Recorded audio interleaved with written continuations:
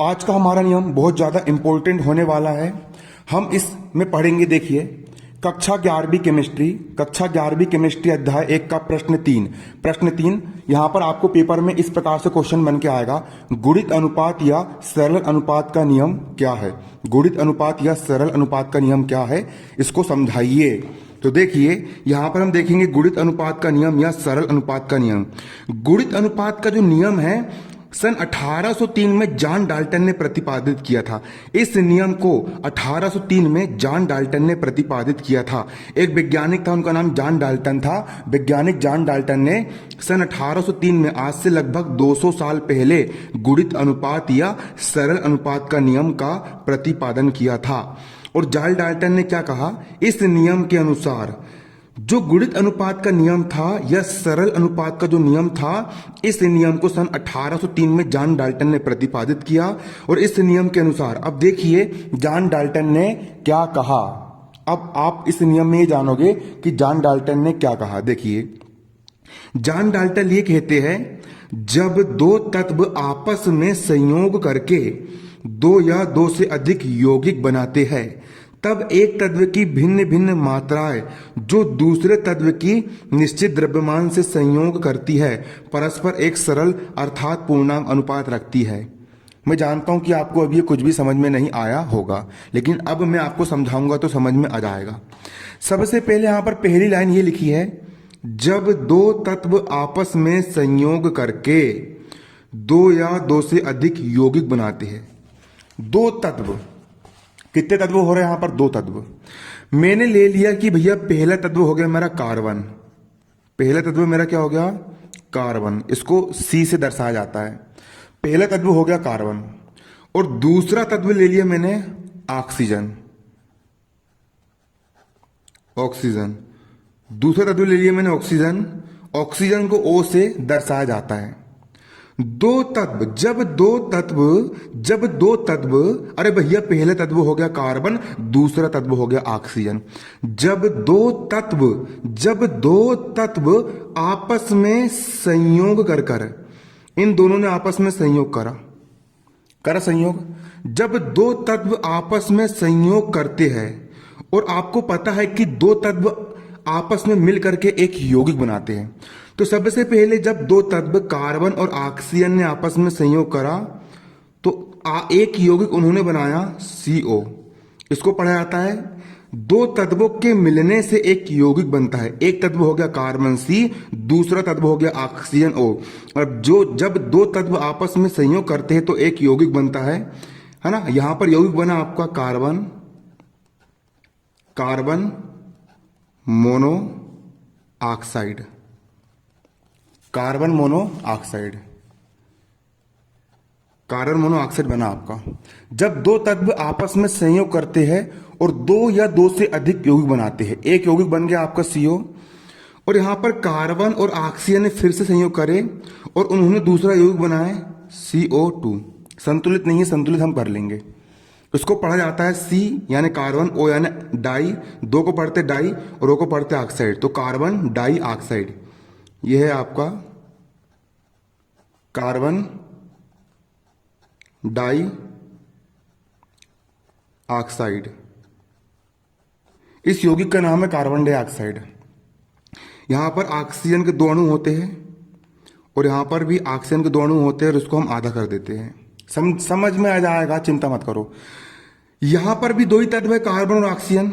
यहां पर भी दो ही तत्व है, कार्बन और ऑक्सीजन।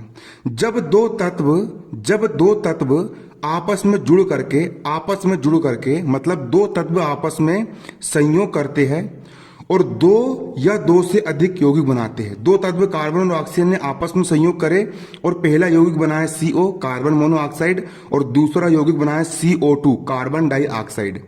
जब दो तत्व आपस में संयोग करके दो या दो से अधिक यौगिक बनाते हैं, अब दो या दो से अधिक यौगिक बनाते हैं, इतना आपको समझ में आ गया। अब आगे, तब एक तत्व की भिन्न भिन्न मात्राएं जो दूसरे तत्व के निश्चित द्रव्यमान से संयोग करती है।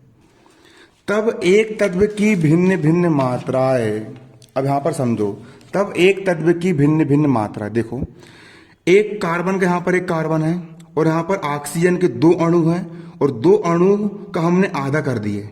ऑक्सीजन मतलब O2 के यहां पर कितने अणु हो गए? O2 लिखा मतलब ऑक्सीजन के दो अणु हैं और दो अणु में जब हम दो का भाग देंगे तो एक ही अणु बचेगा ना। O2 का हम आधा कर देंगे तो दो से दो कट जाएगा और सिर्फ कितना बचेगा? O बचेगा। O2 में दो अणु हैं, दो अणु का हमने आधा कर दी तो दो का आधा कितना होता है? एक होता है। जब आप दो अणु में दो का भाग दोगे तो एक ही अणु बचेगा ना, CO। और यहां पर C प्लस O2 का यहां पर CO2 हो गया। तो आंग नियम में बोल रहा है, देखो, जब दो तत्व आपस में संयोग करते हैं, जब दो तत्व आपस में संयोग करते हैं और दो या दो से अधिक यौगिक बनाते हैं, तब एक तत्व की भिन्न भिन्न मात्राएं। यहां पर आप देखो, इस यौगिक में देखो, है ना, आपको पता है कार्बन का परमाणु द्रव्यमान कितना होता है? कार्बन का परमाणु द्रव्यमान होता है, कितना होता है? कार्बन का परमाणु द्रव्यमान बताइए कितना होता है? ये लिखा है किताब में, कार्बन का परमाणु द्रव्यमान कितना होता है? कार्बन का परमाणु द्रव्यमान, बारीकी से समझिए, कार्बन का परमाणु द्रव्यमान 12 ग्राम होता है ना। कार्बन का परमाणु द्रव्यमान कितना होता है? कार्बन का परमाणु द्रव्यमान होता है 12। और यहां पर ऑक्सीजन, ऑक्सीजन का परमाणु द्रव्यमान कितना है? यहां पर 16 है। यहां पर एक कार्बन है तो एक कार्बन का परमाणु द्रव्यमान हो गया 12 और यहां पर एक ऑक्सीजन है तो ऑक्सीजन का परमाणु द्रव्यमान हो गया 16।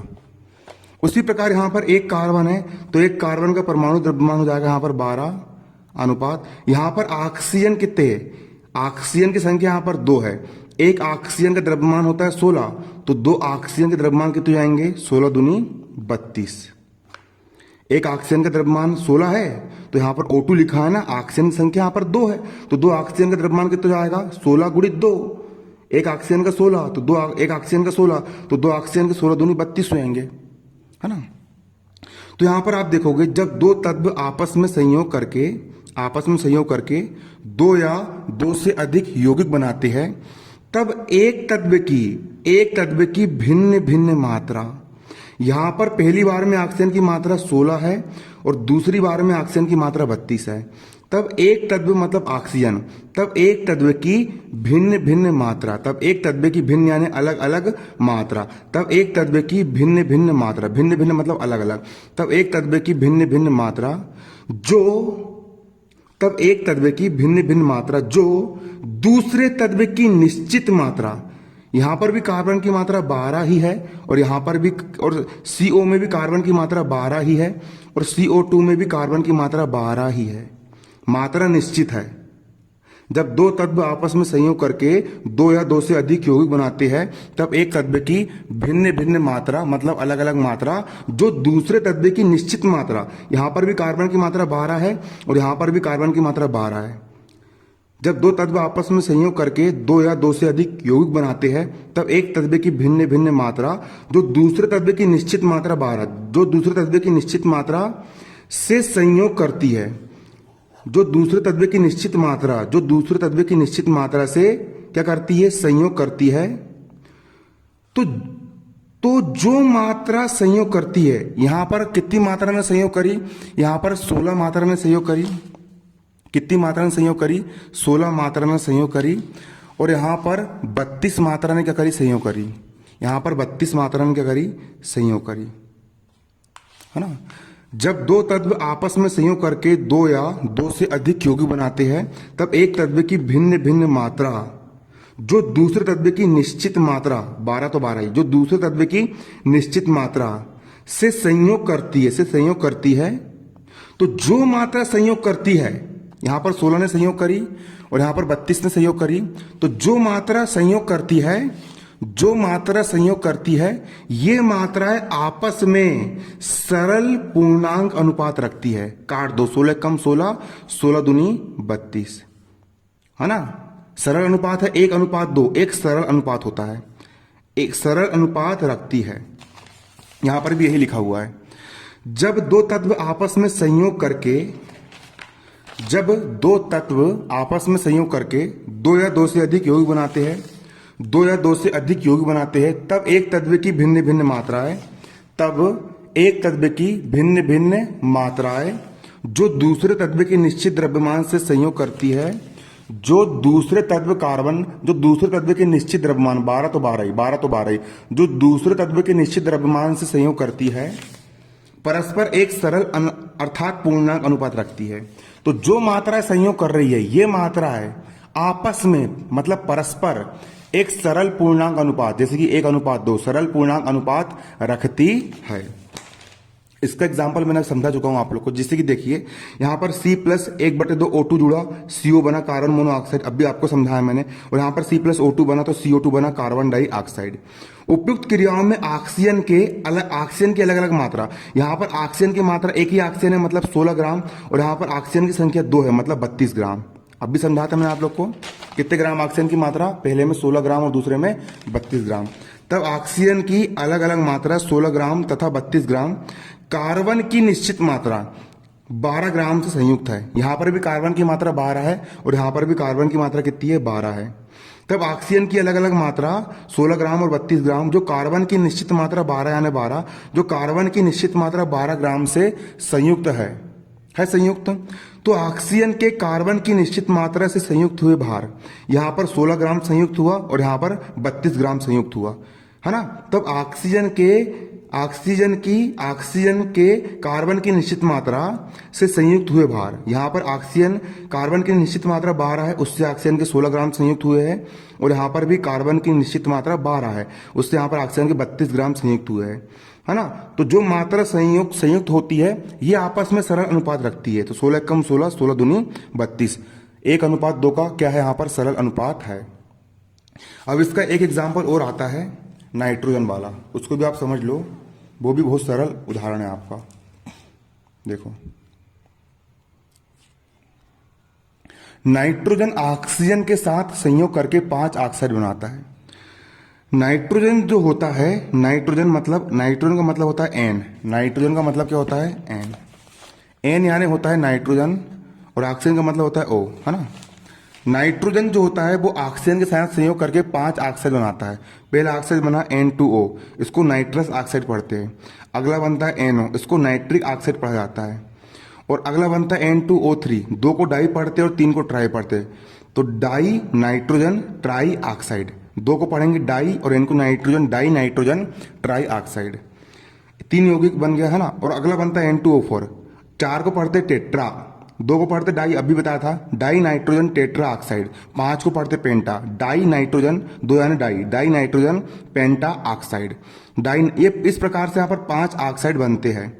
और नाइट्रोजन और ऑक्सीजन का अनुपात निम्नलिखित है। देखो, पहला N2O बनता है, नाइट्रोजन का वजन होता है कितना, 14, नाइट्रोजन का वजन कितना होता है, 14, यहाँ पर एक नाइट्रोजन का वजन 14 होता है, यहाँ पर N2 मतलब 2 नाइट्रोजन है, तो 14 दूनी यहाँ पर कितना हो गया, 28, अनुपात ऑक्सीजन का भार होता है 16, तो यहाँ पर 16 का 16, यहाँ पर नाइट्रोजन का भार हो गया 14, ऑक्सीजन का हो गया 16, यहाँ पर नाइट्रोजन कितने हैं, 2 नाइट्रोजन है, एक नाइट्रोजन का भार होता है 14, तो 2 नाइट्रोजन के भार जाएंगे 14 दूनी 28, और यहाँ पर ऑक्सीजन 3 है, एक ऑक्सीजन का भार होता है 16, तो 3 ऑक्सीजन के भार जाएंगे 16 तिया 48, 2 नाइट्रोजन, एक नाइट्रोजन का भार होता है 14, 2 नाइट्रोजन को जाएंगे 14 दूनी 28, और यहाँ पर ऑक्सीजन की संख्या 4 है, एक ऑक्सीजन का भार होता है कितना, 16, तो 4 ऑक्सीजन के भार कितने जाएंगे, 16 चौ 64, N2O5, एक नाइट्रोजन का भार होता है 14, तो 2 नाइट्रोजन के भार जाएंगे 14 दूनी 28, एक ऑक्सीजन का भार होता है 16, तो 16 पंचे 80, इस प्रकार से यहाँ से आप भार निकाल लोगे। अब इसको सरल कर देंगे, 2 से काट दिए, 2 एक कम 2, 2 चौ 8, 28 में 2 का भाग दी 14 आया, 16 में 2 का भाग दिया, यहाँ पर 8 आया, यहाँ पर ऑलरेडी 14:16 जैसे का वैसा। फिर इसको 2 से काट दिए, 2 एक कम 2, 2 चौ 8, 14 बार गया, 48 में 2 का भाग दी 24 आया, इसको फिर 2 से काट दिए, 2 एक कम 2, 2 चौ 8 और 2 तिया 6, 2 दूनी 4, इसको भी 2 से काट दिए, 28 में 2 का भाग दी 14 आया, 80 में 2 का भाग दी 40 आया। तो यहाँ पर 8, 16, 24, 32, 40 ऑक्सीजन की अलग अलग मात्रा है। जब 2 तत्व आपस में संयोग करके 2 या 2 से अधिक यौगिक बनाते हैं, तब एक तत्व की भिन्न भिन्न मात्रा है। यहाँ पर ऑक्सीजन की मात्रा भिन्न भिन्न है, एक बार 8 है, एक बार 16, एक बार 24, एक बार 32, एक बार 40 है। तब एक तत्व की भिन्न भिन्न मात्रा है।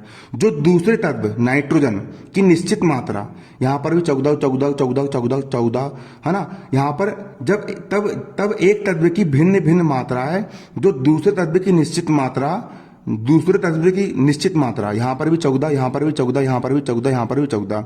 तब एक तत्व की अलग अलग मात्रा है जो दूसरे तत्व की निश्चित मात्रा से संयोग करती है। तो ये जो मात्रा है जो संयोग कर रही है, ये मात्रा है परस्पर सरण अनुपात रखेगी। तो देखो 8 अनुपात 16 अनुपात 24 अनुपात 32 अनुपात 40, 8 अनुपात 16 अनुपात 24 अनुपात 32 अनुपात 40, है ना।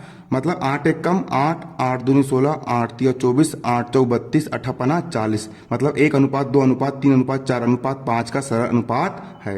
उपयुक्त ऑक्साइडों में नाइट्रोजन की निश्चित मात्रा 14 14 14 से ऑक्सीजन की अलग अलग मात्रा 8 16 24 32 40 संयोग करते हैं। ऑक्सीजन के अलग अलग भार 8 16 24 32 40 में सरल अनुपात है। 8 1 अनुपात 2 अनुपात 3 अनुपात 4 अनुपात 5 का क्या है, सरल अनुपात है।